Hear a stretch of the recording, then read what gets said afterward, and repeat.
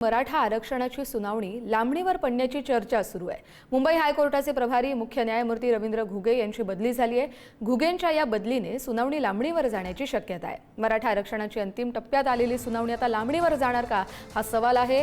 मराठा आरक्षणाबाबतची अंतिम टप्प्यातली सुनावणी आता लांबणीवर जाण्याची शक्यता निर्माण झाली आहे, कारण मुंबई उच्च न्यायालयाचे प्रभारी मुख्य न्यायमूर्ती रवींद्र घुगे यांची कोलकाता उच्च न्यायालयाच्या मुख्य न्यायमूर्तीपदी नियुक्ती होणार असल्याने सुनावणीवर त्याचा परिणाम होण्याची शक्यता आहे। यापूर्वी देखील न्यायमूर्ती देवेंद्र कुमार उपाध्याय यांची बदली झाल्याने आरक्षणाच्या सुनावणीला विलंब झाला होता। मराठा आरक्षणाची सुनावणी लांबणीवर पडू शकते, कारण घुगेंची बदली झाली आहे, त्यामुळे सुनावणी लांबणीवर पडण्याची शक्यता आहे। मुंबई हायकोर्टाचे मुख्य प्रभारी घुगे जे आहेत ते आता दुसरीकडे नियुक्त झालेत आणि त्यामुळेच मराठा आरक्षणाची सुनावणी लांबणीवर पडू शकते।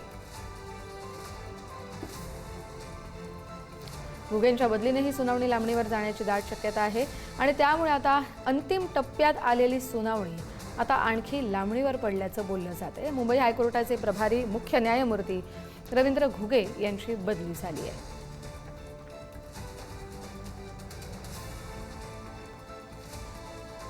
आपण याच संदर्भातले अपडेट घेऊया आपले प्रतिनिधी संदीप राजगोळकर यांच्याकडून। संदीप,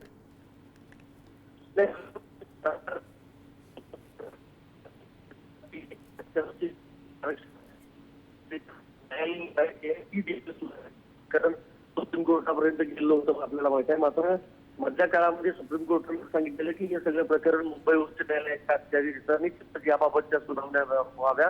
पण आता जी आपल्याला माहिती मिळते त्यानुसार मुंबई उच्च न्यायालयाचे प्रभारी मुख्य न्यायमूर्ती रवींद्र घुगे यांची बदली होणार आहे। कोलकाता न्यायालयाचे न्यायमूर्ती म्हणून त्यांची बदली होण्याची शक्यता आहे। कॉलेजियम याबाबत अंतिम निर्णय अजून घेण्यात आला नाही सुप्रीम कोर्टाच्या कॉलेजियम मात्र 6 ऑगस्टला ही त्यांची बैठक झालेली होती, त्यानंतर हा निर्णय घेतला जाऊ शकतो असं सांगितलं जात आहे। आणि जर घुगे यांची बदली झाली तर मात्र मराठा आरक्षणाची सुनावणी लांबणीवर जाण्याची शक्यता आहे। आता खरं तर अंतिम टप्प्यात ही सुनावणी आलेली आहे आपल्याला माहिती आहे। आणि दुसरं महत्वाचं म्हणजे घुगे यांच्याप्रमाणेच यापूर्वी न्यायमूर्ती देवेंद्र कुमार उपाध्याय यांची देखील बदली झाली होती। त्यांच्या खंडपीठासमोर सगळं मराठा आरक्षणाचं प्रकरण सुरू होतं आणि उपाध्याय यांची देखील त्यांना अचानकपणे बदली झाली होती। त्यामुळे घुगे यांच्या बदलीमुळे नक्कीच मराठा आरक्षणाच्या सुनावणीला मराठा आरक्षण